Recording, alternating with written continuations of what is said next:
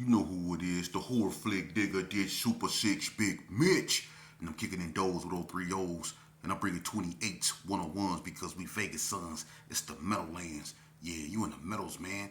And you already know what made me. I'm a 5-3-0, baby. Bam! Desert made. Vegas raised.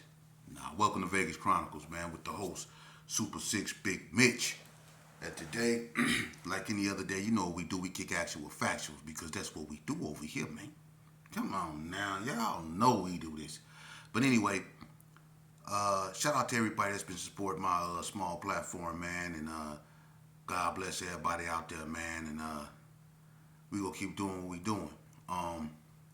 Shout out to East Side brother, man, that got at me, man. And I don't know if he from 28th Street, but hopefully, like, man, you know, we dialogued and I can get you on and you can spit your history, you know, from a Hispanic standpoint. But you did lace me on something I think that was very important and people should know. When it comes to Hispanics, I spoke about that and how they was really never indicted by the federal government like the black gangs of Las Vegas were. Well, I was told, you know, I was enlightened on that, and it makes sense. As far as 28th Street, you know, the reason why, you know, they were never indicted, you know, like the Vegas gangs per se, as far as, you know, what was going on the streets is because a lot of stuff that they were doing, you know, had to do with them versus the Carnally or the cartel over there on the border. And that, you know, I was told there were some 28s that were indicted, but they were indicted for stuff that took place over there at the border. I'm not getting into that. That's their business, and I don't know nothing about that. But they was on some, they was on a whole nother level with it, you know. So they never got indicted when it came to the streets, you know, or whatever, you know, went on in the streets.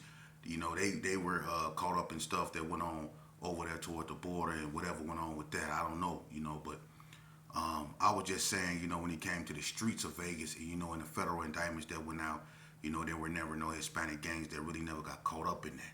But I didn't know nothing about, you know, what was going on the border and, you know, them and the Granale and stuff like that. I don't. That's why I say I don't really speak on Hispanic politics, you know. But like I told him, if he willing to come on and you know speak from a Hispanic standpoint, you know, that would be cool because it's all Vegas history, you know. So you know what's misunderstood can be understood, you know. Shout out to the Hispanics, you know, it's all love. And you know what? I say this to be, you know, a known individual in Vegas, you know, especially Hispanic, you really have to be with the business. Because, like I say, you know, Nevada and Las Vegas, particular, has been dominated by black gangs. And, you know, all the names out here that would rang from a gang standpoint were black gang members. But you had Mexicans and Hispanics or whatever that had names too. It was a few that had names, you know, that we all know, like Clown, OG Clown from 28th Street. He had a name, Droop from Little Locos, rest in peace, Jamie Mendoza. He had a name. He-Man from Sanchucos had a name. It was a few. It was Los Hermanos like Psycho. He had a name. Lil Man, Juan Baca. You know what I'm saying? Lil, I think he from Sanchucos. You had a Trickster from Sanchucos. Angel Boy from 28th Street. You know, these dudes had names even blacks knew. So if the black gangs know your name, you was with the function. I'm just keeping it real. If the black gangs know your name, you was with the function. Like you had Flipside Pinoy Boys, which is a Filipino gang. And you had a few of them dudes that were known like Otto Kaufman. You know, he was a known Flipside Pinoy boy. Scrappy was a known Flipside Pinoy boy. OG Gang, he was a known Pinoy boy. You see, you had certain individuals that was from, you know, different, you know, gangs and ethnicities, but they had names that people knew about in the streets, even the black gang members, which means they was really about that life. You know what I mean? And moving on, I was asked if there were ever any kingpins. out here in Vegas. Are you kidding me? Kingpins? Bruh, this Las Vegas. Of course there were kingpins out here, man. We had young kingpins out here. I'm not gonna get all up into that and their names, but everybody know we had kingpins out here. And their names, they stood out. For real. We had dudes out here that was balling when they was 14 years old, man. I mean, balling. You know what I mean? And we had dudes out here that was known for having the coldest lolos, like Dragos up out of Northtown. Him and Charles Blaylark them over there with them lolos. They used to have the coldest lolos. Some of the coldest lolos. Boonch up out of Herbert Gerson. You know, I mean, his name speaks for itself. I'm going to just leave that at that. You had a bunch of people that was, you know, doing their thing, man. You had a bunch of dudes up in the north from the hood, you know, from Donna, White Street, all of White Street. They was balling. You know, they known for having money, you know, but I'm going to be honest with you. The biggest ballers, some of the biggest ballers, if not the biggest ballers, they come out of Herbert Gerson. For real. Herbert Gerson at one point used to be the hub of where everything was at. You know, but then you had Power Rules, you had West Coast Bloods, PBs, everybody 60s that was really, you know, having money. You know, so when it came to Kingpins, they all got indicted. You knew about them. And we had some of the biggest informants too. You know, I mean, everybody know what, I mean, it ain't no secrets, you know what I'm saying? Chicken George, you know what I'm saying? The female that took down the PBs at the Dirty Flow, you know what I mean? It was a bunch of them too. So Vegas didn't have it all. Now, as far as Vegas gangs being connected with the mob out here in Vegas, no. The mob basically operated on the Strip and downtown. You know, Vegas gangs never really went down there. It wasn't like they were scared, but they just never went down there. There was no reason to go down there really. But the mob operated basically on the Strip. And, you know, the mob really ended after the indictments of Tony Spilotro and his brother. You know, back when Oscar Goodman was a lawyer, he was a mob lawyer. This was back in like the mid 80s and stuff like that. After, you know, them indictments with the Spilotro brothers and all that went down, you know, the mob really haven't been, you know, out there like that in Vegas anymore. You know, after that incident, and when the reporter, I don't know if people remember the mob reporter Ned Day, someone unalived him. I think he was poisoned. The mob really, you know, lost a lot of control, you know, during that time. So they never connected with the black gangs of Las Vegas. You know, the only dealings the mob really had with the black community in general was during like civil rights movements when, you know, they were trying to integrate the Strip because Sammy Davis Jr. was performing at the Moulin Rouge, which is on the historical Black West Side, and the Town Tavern. So they was trying to get Sammy Davis Jr., who was a part of the Rat Pack with Frank Sinatra and all them, to perform on the Strip. And also when they organized that march that on the Strip that shut down Caesar's Palace and all that, the mob was influential in that too, in protecting, you know, the marchers and stuff like that, you know, because they wanted to integrate, you know, the Strip. The mob did, because they wanted Sammy Davis Jr. and all them people down there to perform and stuff like that. So the mob did join forces at one point with the black community to protect some of the people that was in the civil rights during that time. So those interactions with the mob, the black community had, but there were never no connection with the black gangs in the mob. By the time the black gangs started to sprout in Las Vegas, the mob was basically, you know, non-existent out here, you know, and they're just keeping it real, you know. But moving along, I want to tell y'all a story about something, man. And it has to do with I guess you could say what I just got through talking about as far as like drugs, kingpins, and all that.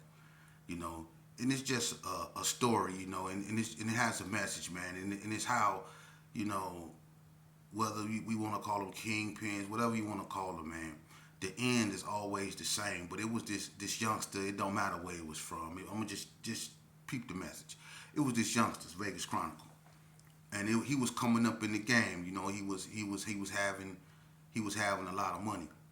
You know, one of his homeboys put him on. You know what I mean? And he ended up getting locked up. But he fronted him something, and he told him when he get out, he wanted his money. The youngster, he flipped it. He came up. He started balling. Make a long story short, his homeboy get out the joint. He said he doing things. You know what I mean? But his homeboy get out on warpath. Everybody that owed him something, he was taking it. And he was doing. He was knocking people out. He was just doing what he was doing. But this youngster, he had grew to the point to where he wasn't going for that. He had massed amount of money and stuff like that. And he could take him to woe, so he wasn't going out like that. So to make a long story short, what ended up happening is, he had a childhood friend that he was real cool with. They all grew up together on the same street from babies on up. But he started having money, and when he started having money, people, like I say, when you having it, the have-not start looking at you in a certain way. And his childhood friend, I guess he wasn't looking at him as his childhood friend no more, you know. And but his homeboy, who felt that he owed him some money, he knew the only way he can get to him is to get him with his guard down. So what he do is he go to his childhood friend, and he tell his childhood friend about what they was gonna do. They get at the boy, you know what I mean? They catch him, going home, whatever. His childhood friend call him, you know what I mean? Make a long story short, they end up doing him dirty. You know what I mean? And you could just use your imagination from there. But they ended up doing him dirty, and he no longer, he no longer here no more. But my thing is this right here. His childhood friend. His childhood friend. See, that's what I be trying to get you to see. His childhood friend was the one that cold game, man. That's all I'm gonna say. Cold game. I be telling y'all these tales, youngster, so y'all know, man. I don't like inciting this. Sometimes I don't even like talking about this stuff because it hurt. It's disgusting. It saddens me to even think back on that, man. On how people betray people behind pennies. I'm gonna tell you something. We like to call ourselves kingpins. We like to call ourselves this and that. We amass so much amount of money, and we do all this thinking we got all the power. Then one day, just like this, boom, the door get kicked in, and they run up in there and they take everything from you and everybody else. You see? Now you ain't got nothing. You sitting up in jail with a public defender because they done seized all your money. They done took all your cars. They done took everything from you. They sat back and watched you make it. Then they came right up in there and they took it. That's how the game is played. Or you amass so much, money that people start hating on you. They start plotting on you. And then people that you thought that you can trust, they end up getting you. You see what I'm saying? It's a lose-lose situation. Or the people that you was around that you thought you could trust, they end up turning you in or putting them other people on you. It's been dudes that then set up their own homeboys that then came around in with cameras and necklaces, and devices in their earrings, all that. Then set up their own homeboys, man. My advice to you, man, is don't play this game. It ain't meant to win. It don't matter who you are or how big you think you get. For real. At 5 o'clock in the morning, that door can come off the hinges and your whole world go come off. Your whole world go come clashing down, man. And you go from having it all to having nothing. In there wearing state clothes, state this, state that, man. And when people looking at a L, or when people looking at a serious time, they gonna give you up, man. You'll be amazed at how many people that's gonna be lined up to come in there and do this on you, man. Your money ain't gonna mean nothing then. The best thing for you to do is to get it the right way, man, so they can't take it from you. Stay away from people, man. I'm gonna tell you something. Ain't nothing wrong. Listen, I got a cold challenge for y'all. I got a cold challenge for y'all. How many of y'all, I challenge each and every one of y'all that's listening to this video. Just take 1 week. 1 week. Stay away from everybody. Do you. Just 1 week. Can you do it? I challenge all y'all. If you got kids, take that week and just spend it with them. If you already do that, do it again. But just stay away from your so-called homeboys. Stay away from clubs. Just stay away from people. Just give yourself a week alone. If it's staying in the house and just going to work. If it's staying in the house, going to work and going to work out. Just give yourself a week. If you got a girl and your kid, just be with them. If you already do that, keep doing it. But if you haven't did that, do that. Stay away from people. I want to see how many of y'all can stay away from your friends, your so-called friends. Just be by yourself. Be by you. Just go somewhere and just collect your thoughts. Work on you. Talk to yourself. Get to know you. For real. It's amazing how many of y'all didn't spend y'all life, because I done it. And I realized that I spent my life playing these characters that people called me. I had so many gang names that people called me.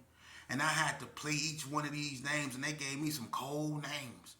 So I had all these different, personalities, that I was portraying. All of them self-destructive. You see? But I never once had a chance to be me. What about being me? What about being you? A lot of y'all don't know how to be yourself. You don't even know who you are because you're so busy being Bobo Loco. Or you're so busy being Mr., I don't care. Or a Loke Dog. Or whatever you want to call yourself. You're so busy being that. But when have you ever been yourself? It's a lot of people that don't know how to be themselves because they don't know who they are. Because they live their whole life according to other people's perceptions and other people's meanings and other people's beliefs and other people's gossip. You lived your life according to he say, she say. You live your life according to what they want. You never lived your life according to what you want. You never lived your life according to the reality you see, the perception you perceive. You never lived your life according to your wantings. How many of y'all can take a week and just be you? Just be you. I dare you. Stay away from your homeboys. Don't call them. Don't text them. Just give yourself some time, man. Gather your thoughts, man. For real. That's what we need to start doing a lot of, man. It be too many people in our ear. It do. It be too many people in our ear. Listen to that own voice. You know that voice you have in your head? Listen to that voice right there. Instead of other people that's in your ear. When people always in your ear, you can't listen to that voice in your head. See that voice in your head? You can hear it. You can say stuff without other people hearing you. That voice in your head. See? You can talk to yourself using that voice in your head. See? That insight. That vision you have when you close your eyes, how you can still see people and places. See? You can't lie to yourself. See? What that tell you? That's as closest to the most high you go get. is when you look within. You see? Focus on that. That's how you rebuild character. Go within.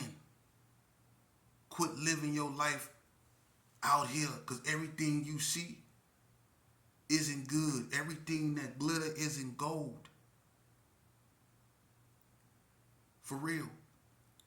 Look within yourself, man. Because at the end of the day,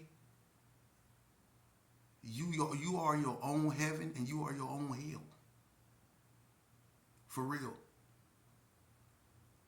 In this day and age, at this point in time, heaven and hell is a state of mind until you transcend. But right now, heaven and hell is a state of mind. It is. And we've been living in hell because of the way we think. Do that make sense? Because of the way we think. You see?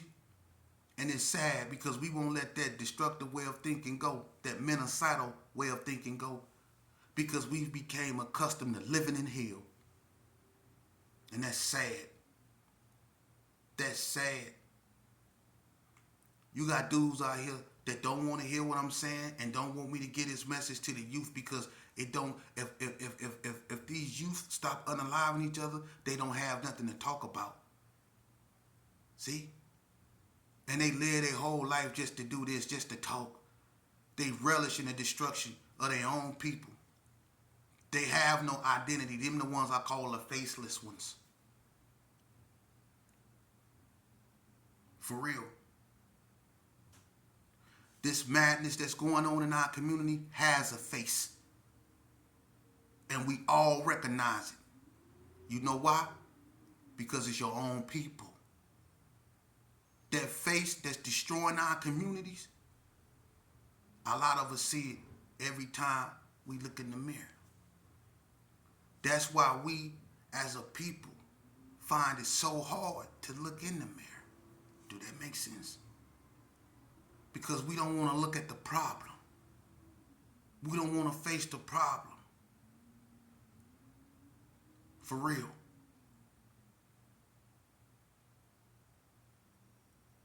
You know, instead of glorifying these street figures, and there's so many of them, from every neighborhood we have these street figures, we need to start glorifying people like Stephen Horsford. Y'all need to get out there and vote for him. That man really be fighting for y'all, man. Y'all don't even know, half of y'all don't even know who Stephen Horsford is. But he just like me and you. And he actually care about the black community. Y'all need to really get out there and vote for that man. You do. People like Frank Hawkins. These are the people we need to be celebrating. People like that. The Ruby Duncans. Dr. Ruby Duncans. As great as she is. We need to be celebrating people like that, the Miss Wesleys. We need to be celebrating the Dorothy Ann Davidsons. We need to be celebrating the Miss Stampleys. We need to be celebrating people like that, man. People that really contribute positivity, something that I would want my child to look at, something that I would want to influence my child. We have a lot of people that come out of our neighborhoods that ended up making, a positive, a name for themselves. Everybody got people in their neighborhood who could have went down the same path that we did but chose not to and ended up becoming beacons of that community. Everybody got them. We need to start glorifying them. But them are the people that don't nobody talk about. But you hear the names, Cornbread, you hear the names, all these other names, the Joker, you hear all these other names that's street legends. But we need to start talking about these people that have positive influence on them.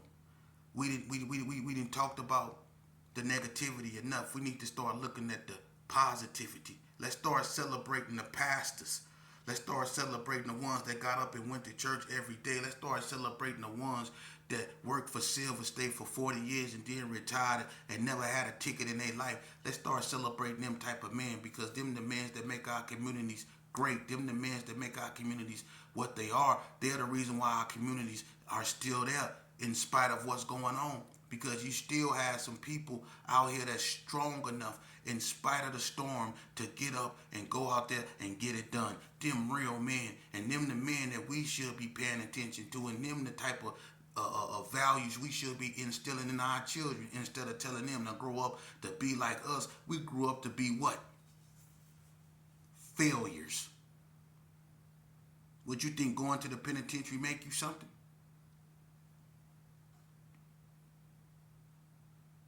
Not at all.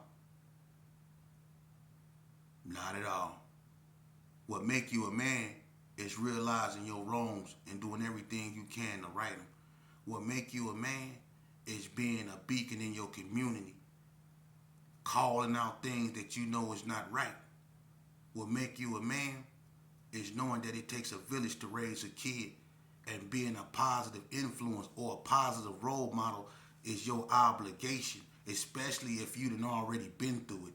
You know you're obligated.